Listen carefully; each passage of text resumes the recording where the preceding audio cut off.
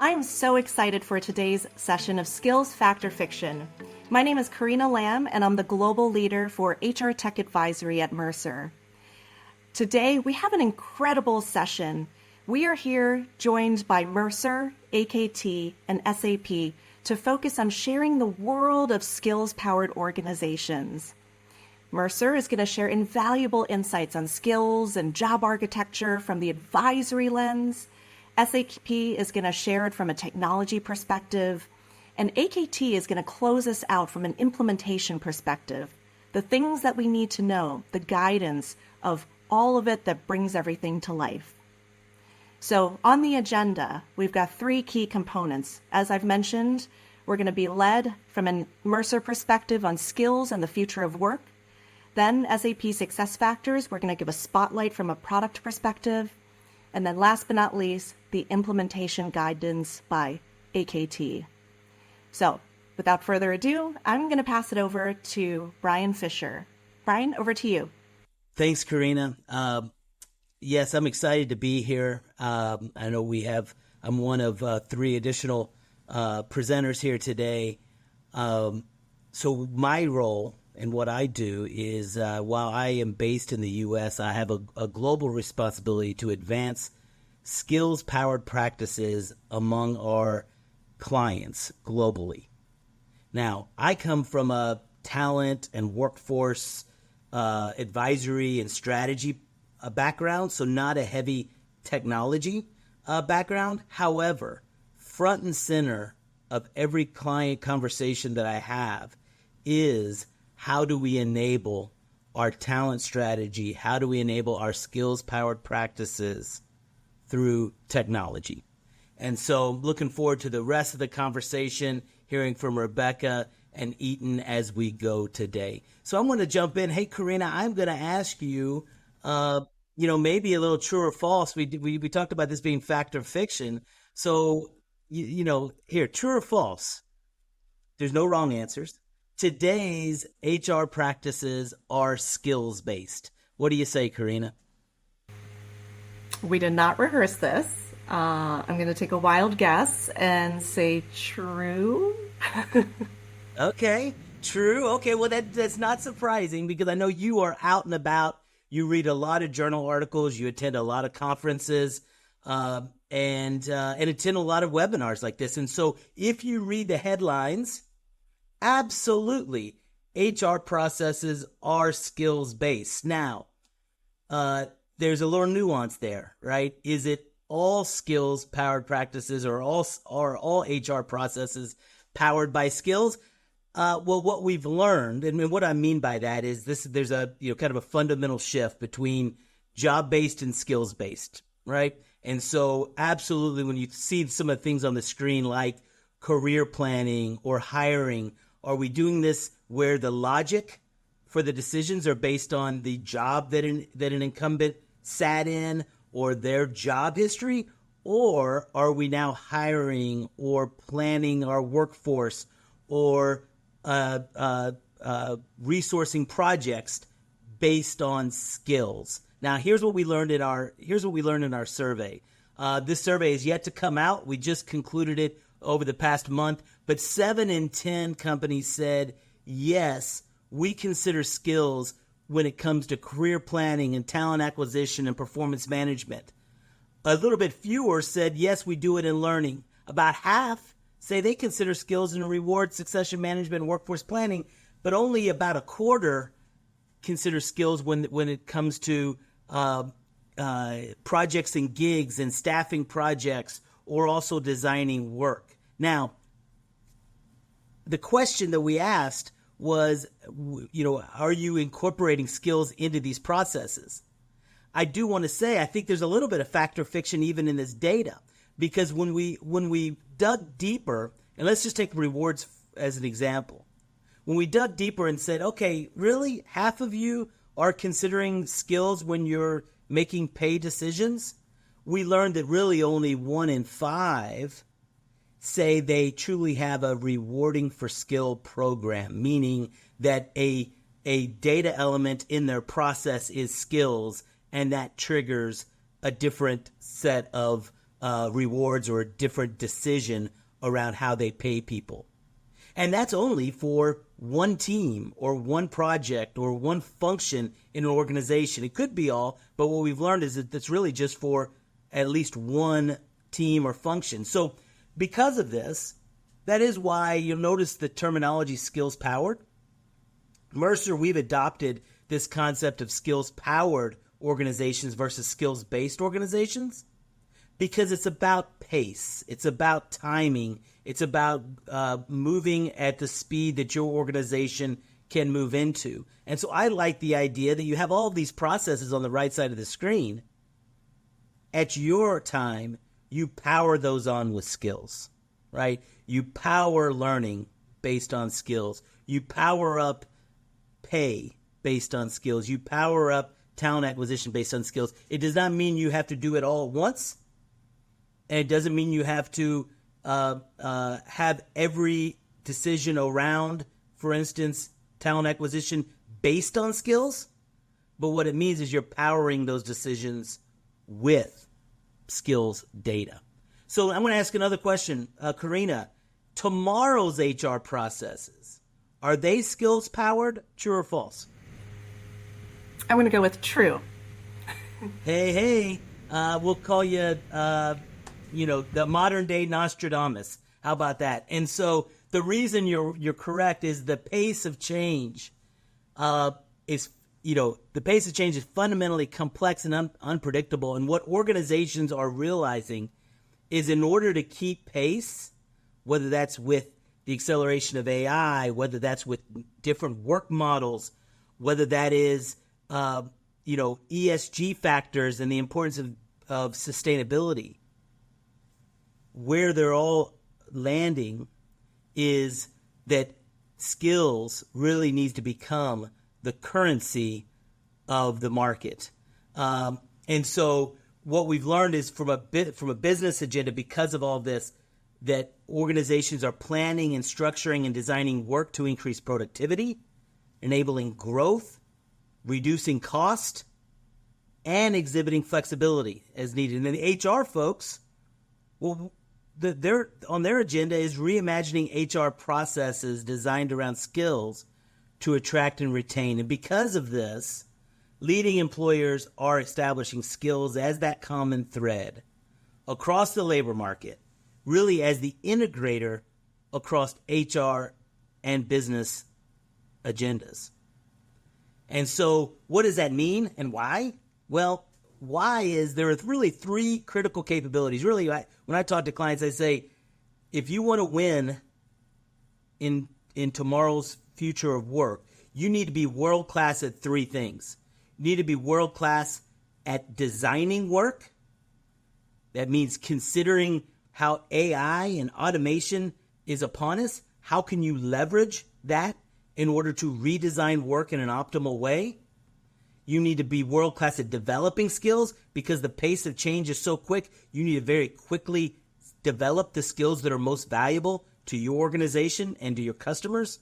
And you need to deploy talent. So you need to be lightning fast at shifting and being flexible on deploying talent to the most urgent needs of the business. Now, I want to jump into how AI is really impacting each of these three.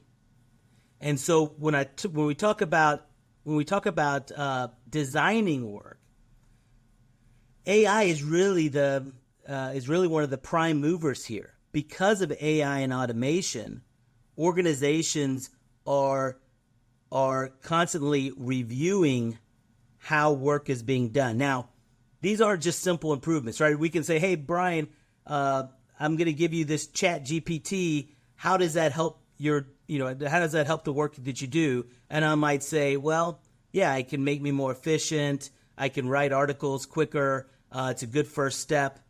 But what we believe at Mercer is that organizations that have a standard and established process to deconstruct work at first, right? If you just say, hey, finance function, here are some AI tools.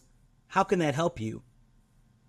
what you need to do first is you actually deconstruct the work into tasks and skills.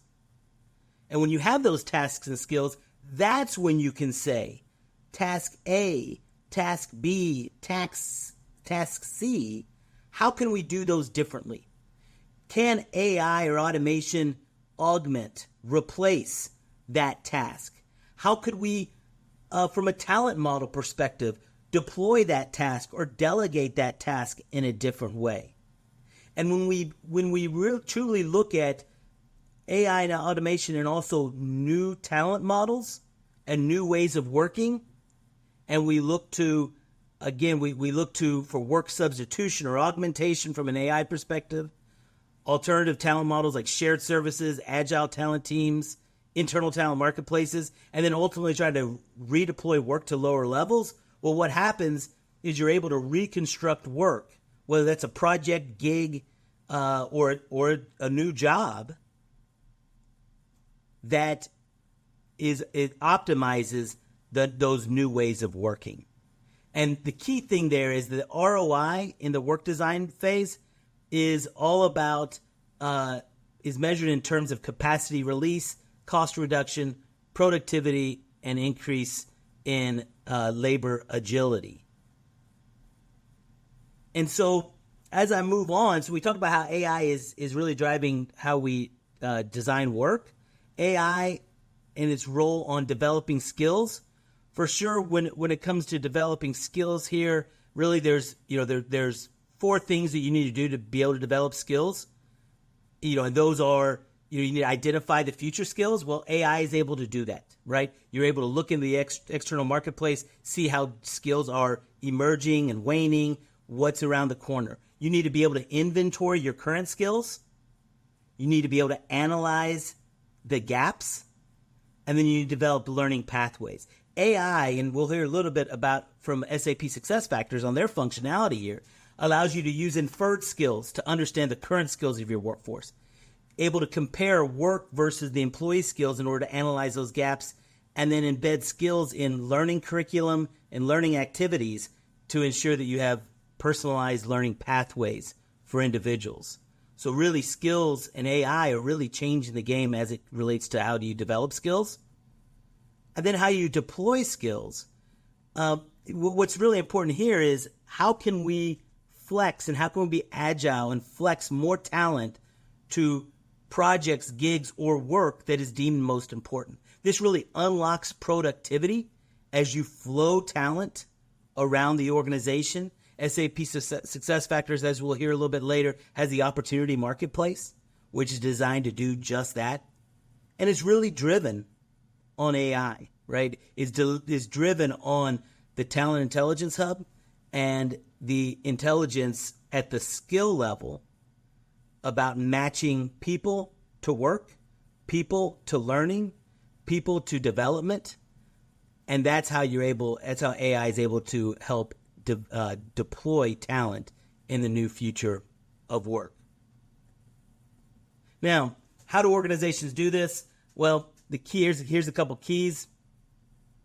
Organizations oftentimes are trying to they sometimes will put skills in a box, and they might think of only one of the 3 columns on the right. They might say, "Oh, we want to use skills to develop and reward, maybe from a career pathing perspective." Or we want to modernize our talent deployment in the 4th box, like around talent acquisition. And what we know is you can make great strides on any individual use case and gain a lot of benefits. But what is true is you won't be able to create sustainable value and do skills at scale without going to the far left and ensuring that you're aligned on your vision and prioritization of how you're using skills. That you go to the 2nd column and you build a strong foundation, job profiles underpinned by good quality skills data and the ability to measure skills at the individual level. And then ultimately you see the long line at the bottom that this is enabled through digital enablement services, strong change activation, digital strategy, maximizing the value of the wonderful technology that is available to us today. And with that, I think it's a nice segue into the conversation with Rebecca. Hi, everyone. My name is Rebecca Regan-Thiem, and I'm a member of the product strategy team at SuccessFactors. Our colleagues in the Growth and Insights team are a team of industrial organizational psychologists who study all kinds of things about the HR market and talk with our customers all the time. They've been doing a review of HR meta trends every year for the past 5 years, and you can see on this slide that skills have been at the top of the list for all of those years. Last year, we actually had 2 skills-related trends. Number 1 was winning the race for skills, and the other was mobilizing the workforce for the future. And here in 2024, we're seeing that skills have become the center of a lot of HR practices for our customers and in the market in general. So just like Mercer, we're doing a lot of research. We're actually doing or have done several specific discrete studies with groups of our customers, with the HR leaders, as well as their employees, to talk about different aspects of skills in the workplace. And what I'm going to present to you next is a little bit of the theory behind why we have focused in the last 3 years on building the Talent Intelligence Hub. So our team has done several discrete studies with our customers, with the HR leaders, the CHROs, and even their employees, and learned a lot of things about how skills-based processes, what they mean to them, and how they are perceived in their organizations. On the leadership side, we see that HR leaders are really looking for a bunch of different benefits from bringing skills into the mix. They're looking to make their decisions on talent, whether it be hiring, promotion, successors, more fair and equitable. They're really expanding their talent pools by reducing the reliance on old-fashioned certifications, education, criteria that we used to use to hire people, and looking at criteria that are, again, more equitable, more easily accessible for some folks. Maybe we don't need a university degree to have that coding experience in the software world, for example. We also just plain get people a much better understanding of their workforce, what they can do, helping them to find people who have skills that are important to their organization, maybe from a job that they held before they worked for that company. And so they're not associated with their current role, but that person brings those skills to the table. And then, of course, we can do things faster when we have good data. We can justify our decisions. We can justify our programs and get that budget. There's a lot of good stuff that happens, of course, when you have the information upon which to base your decisions. And for employees, it really brings a lot of autonomy and a sense of owning their own career development when they have the information, what's expected of them in their role, and what's expected of them if they want to advance to another role or be participating in a particular program or on a certain new team. All of these things are much more clear to the employees when you have skills in the process. And then within SuccessFactors, using the Talent Intelligence Hub that I'll talk about in the next slide, we bring a lot of wonderful things sort of into a virtuous cycle by keeping skills in the mix. So we start with a better hire. We're hiring, again, like I said, on those newer, more agile, more modern criteria. We have actually AI-powered functionality inside SuccessFactors to help you figure out the skills that are associated with a job requisition, and then find the candidates who have the best skill match for that requisition. We also, once we onboard people, we're giving them very clear expectations, what's needed to get the work done.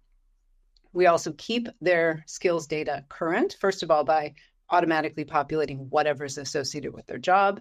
And then additionally, within SuccessFactors, we have some AI-powered functionality coming in the second half release that helps people who are using the continuous performance management module to get skills automatically suggested to them in the growth portfolio in Talent Intelligence Hub, so that they can say, yes, I do have that skill, or yes, I do want to get that skill.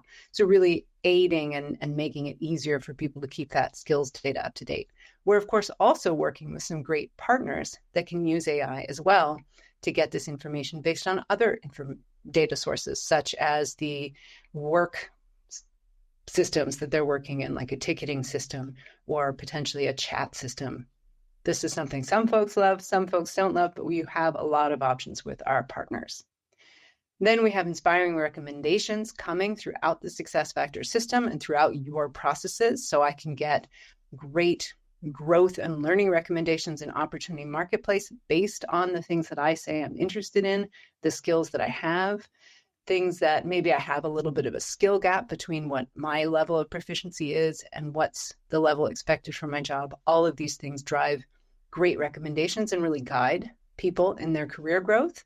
And then when they do those growth opportunities, we're tracking that engagement so that we can see that someone has really been practicing a certain skill. And we can also see when they've maybe let that skill fall a little bit by the wayside. They're not using that particular skill that much. And that can be used to get a sense of really who are people who are very current in their proficiency. And then those folks are going to be the ones you not only are hiring people from the outside, but we're going to use skills to help you staff those agile dynamic teams and increase internal mobility, help people really know who's in the workforce who can help meet a particular need at a particular time. So this virtuous cycle, really each of those steps enriches the data that's going into the next steps, making all of this really just a great, rich data source over time. So how does SuccessFactors make all this happen? We use the Talent Intelligence Hub. This is functionality in your platform in SuccessFactors that supports understanding the job architecture. So we have Job Profile Builder, where your job roles and job families and that mapping of skills to roles is going to take place. And then we have Talent Intelligence Hub, which consists of the admin side, where you're going to set up your skills library, or you're going to be bringing in a skills library from a partner such as Mercer or an AI process. And then you also have the user experience, the growth portfolio, where people see the skills that are expected of them. They can add more skills. You can see the timeline, and they can actually also get those recommendations for upskilling directly in that experience. So Talent Intelligence Hub has this user experience for both admins and employees, but it is also itself a data model and that data source. And that data source really interacts, as I've already described, with all the different solutions inside SuccessFactors, everything from recruiting to onboarding through to learning and development. You can include these things in performance and goals so that you can do some skills-based pay. And of course, in succession and other internal sourcing situations, you've got that data model and that data from Talent Intelligence Hub available. In addition, we are also bringing Talent Intelligence Hub data into other SAP solutions, such as Fieldglass, where people can be rated on the same skills using the same library that you've set up in SuccessFactors. And they can be rated on the same scale of proficiency. And what that enables then is in S4, someone can staff a project with the right people, with the right skills, at the right level, whether or not they're actually employees who are in SuccessFactors or they're potential contractors who they're finding through Fieldglass, allowing you to bring those two populations together and find the right person no matter what, comparing apples to apples and using the same language. Certified integration with the Talent Intelligence Hub, including the Job Profile Builder, so that we can say together to our mutual customers, you know that this wonderful IP that's coming from Mercer, or potentially some AI sourced skills that is coming from a different one of our partners, those data are going to flow into SuccessFactors successfully. So we are testing those. We're working together to make sure that everyone's data is coming into the system in a way that they feel is appropriate for their intellectual property, like Mercer's. And we're really happy to be able to suggest these are great partners for our folks to work with, our customers. We know a lot of people are having a little concern about how to get started. These partnerships are a great way to just get that whole process jump-started. And with a partner like Mercer, you obviously have wonderful consulting offerings as well. So just to sum up my part of the talk, Talent Intelligence Hub is the way that we make skills-based processes possible in SuccessFactors. We're using that single data model, so we really are talking the same language throughout all of SAP. We're going to help you find hidden gems and increase your funnel for both internal and external staffing and sourcing. We're going to democratize access to opportunities, to possibilities to job shadow, to teams that are doing the hot new thing. We're going to make that possible for people who have the qualifications that are really needed above and beyond, or perhaps totally instead of whatever educational experience and the more traditional criteria that we use, whatever those qualifications might be. we're making sure that you have someone who can do the work and who's interested in doing the work, so they're really going to bring a lot of value and thrive. And then, of course, we use all that information to inspire people and guide them in their career development throughout all of the SuccessFactors system. Again, because we're using Talent Intelligence Hub across all of our solutions. So with that, I'll hand it over to AKT, and thank you all very much for spending a few minutes with me. Hey, thank you, Rebecca. My name is Eitan Bernstein. I'm a partner at AKT, and I get to build on the shoulders of giants. AKT as a implementation partner basically gets to sit and leverage the great thought leadership and research and direction that Mercer, our partner, builds, and leverage the product excellence and the technology that SAP creates, and put those together in our work in the daily, on the ground, where the rubber meets the road, with our customers, and deal with many of the daily challenges and implementation elements that many of our customers meet. And I want to use this time to share a few experiences and tips and guidance from the implementation challenges and journeys that we've gone through with customers. These are just a few examples of the key things we see learning as we're working with those customers.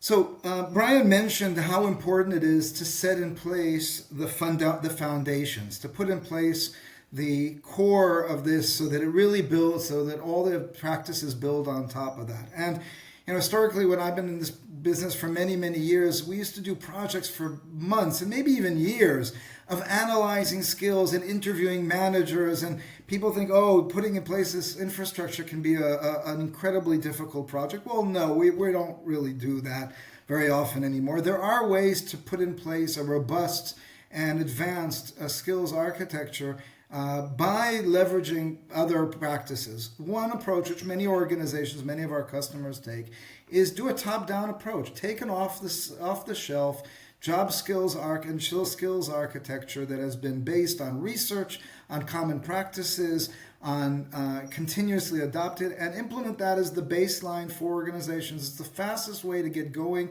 with proven models of skills and jobs that work. A lot of organizations think that's a great way to start, and we do as well, but feel that may not always fit exactly to the specific needs of my organization, my culture, my industry, and want something that's more adept to our needs. A different approach that is supported by SAP SuccessFactors capabilities is to bring a bottom-up approach, leveraging the AI skills extraction from job descriptions. Basically say, let the AI analyze our existing job descriptions and infer the skills out of that, then allowing human professionals to review that and define which of those skills we want to include in our library. And the truth is that probably the best practice is a gradual combination of the two. Start with a structured taxonomy that's based on research, based on best practices, but also leverage the unique elements of your organization, deriving the learning from the job descriptions to tweak and improve and make your skills architecture for your organization the best fit to the specific needs, industry, and challenges of your organization. A second thing that we see a lot of organizations addressing and we deal with it in our implementation processes is how do you take this enormous challenge of transitioning all of our business processes, all of our use cases across HR into a skills-powered world. And as Brian said so eloquently, this is not a one-time thing. This is a journey, and it's to do it right at your time. And our recommendation based on our experience with our customers is to think about this as a use case-driven design. In other words, they can't address all use cases at once. You can't roll this out across all the different business processes in one day. It's a journey. And looking at this as a use case step by step and building a realistic roadmap is really critical doing that. And think about which use cases create the most value for you in the short term, which ones in the long term, which ones build on top of each other. And really important from our experience is not just think about the long-term result and the long-term vision, but actually how deploying skills in each specific use case generates real value and builds confidence for the next use case. Because this is a long journey, because there are many steps in this implementation, because the results don't necessarily get achieved in any use case overnight, it's really, really critical that each one of the use cases, when implemented, shows real value and builds confidence both in the professionals rolling this out and in the managers and individuals in the organization that this is creating value, this is adding things to the organization, and not saying this will only create value when we have the entire suite rolled out and everything working. That's really important in both selecting which use cases to start with, and also in making sure that you're really extracting and showcasing and building confidence out of each use case before moving on to the next one, so that you're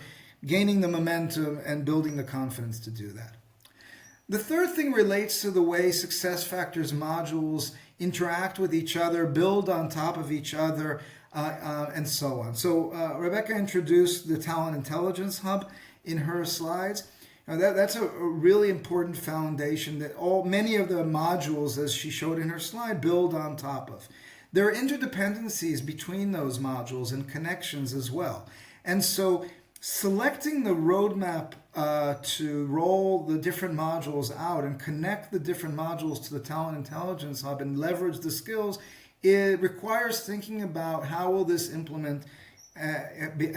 impact each of the processes. How does each standalone process benefit from the former ones or the next ones? And when is the right order to do things? And it's important to understand that this is not perfect from the beginning. And so allowing for imperfection where one module and one use case already is skill-based and some of the others are not yet. And of course that will get criticized. Wait a minute, why isn't this all working that way? Well, because it's a process.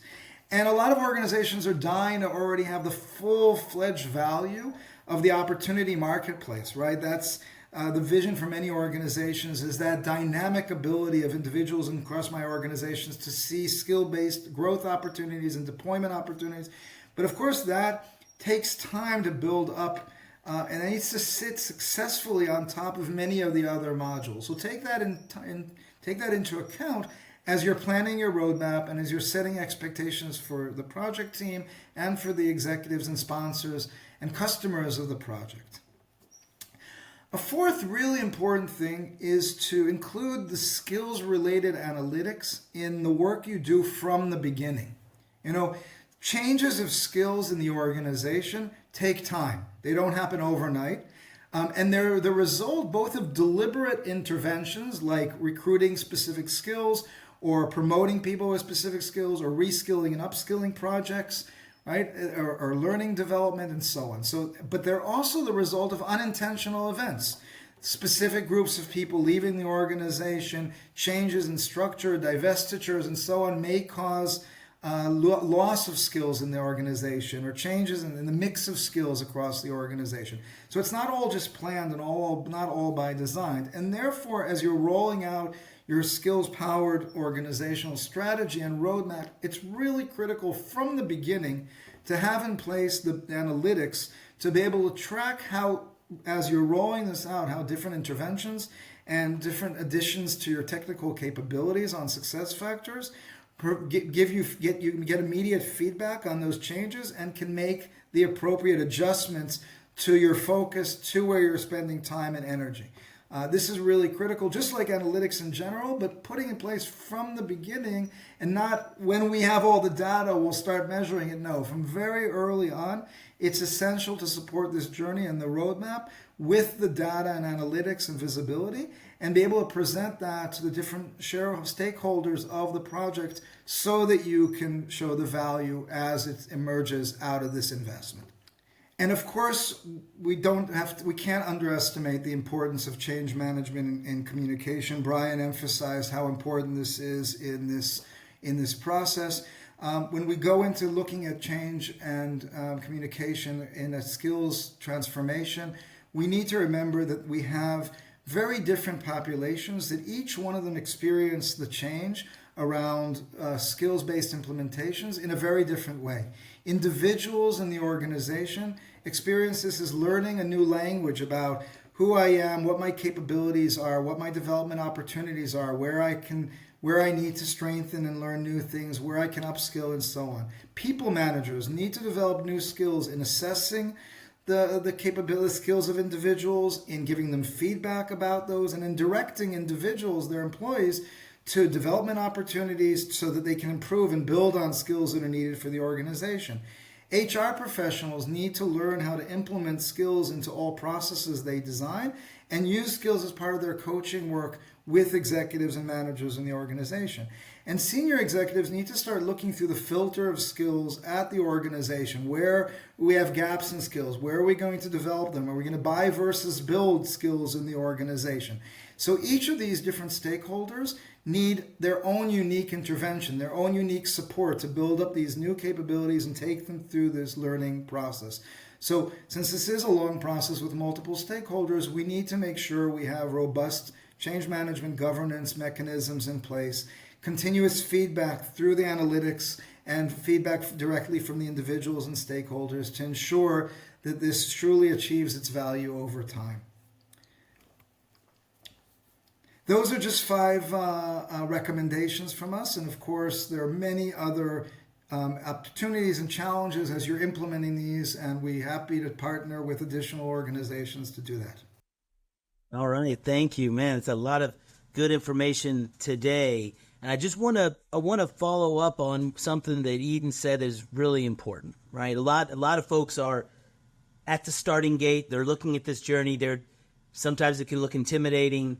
They don't know where to start, and the best thing, and I really remember what Eden said, is you don't let perfection get in the way of progress. It's not going to be perfect, so take that first step. I have a client that said that his mantra is start something small, stupid, right? Like that was his saying, is he just needs to start something small, like do that right now, and learn from it, right? The way I think about things is there are simple no regrets moves. And when you think about a system implementation, you think, are you ever going to look back and say, I wish I didn't have a strong job architecture embedded in my SAP SuccessFactors.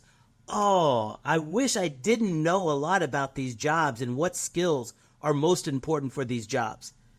It's okay that you don't know exactly how you're going to use every process and embed every bell and whistle. But there are some no regrets moves that you're never going to look back on and say, I wish I didn't know this about my workforce. So I'll leave you with that as a way to kind of get off the starting gate, is to look for something simple and look for those no regret moves. Thank you very much for your time. I really appreciate it. You see our names here. Feel free to get in contact with us if you have any questions or comments. Karina, you started us off. You have any other last comments as we close? No, that's perfect. That's a perfect wrap up, Brian. Thank you so much. Again, as Brian had mentioned, please feel free to reach out to us. We're here to help, and hopefully you had a view into the world of skills-powered organization. Thank you.